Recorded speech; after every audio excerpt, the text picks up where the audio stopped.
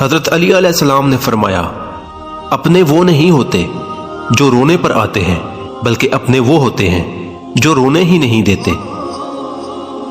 حضرت علی علیہ السلام کے پاس ایک یہودی آیا اور کہا، میں نے سنا ہے آپ مسلمان جب عبادت کرتے ہو تو برے برے خیالات آتے ہیں، جبکہ ہم عبادت کرتے ہیں تو ہمیں نہیں آتے۔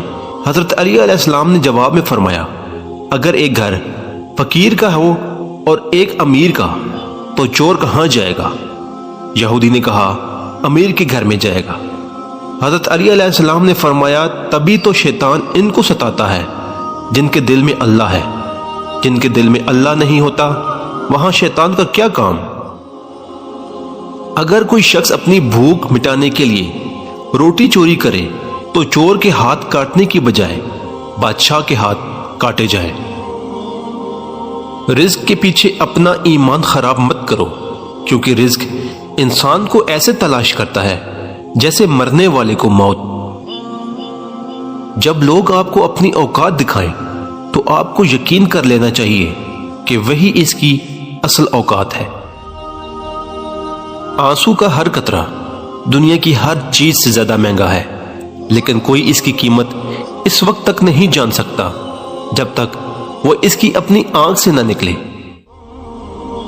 ہمیشہ اپنی چھوٹی چھوٹی غلطیوں سے بچنے کی کوشش کرو، کیونکہ انسان پہاڑوں سے نہیں پتھروں سے ٹھوکر کھاتا ہے۔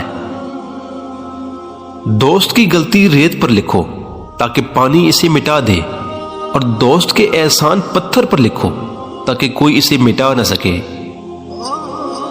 درخت اپنا پھل خود نہیں کھاتے، دریا خود اپنا پانی نہیں پیتے۔ پتہ ہے کیوں؟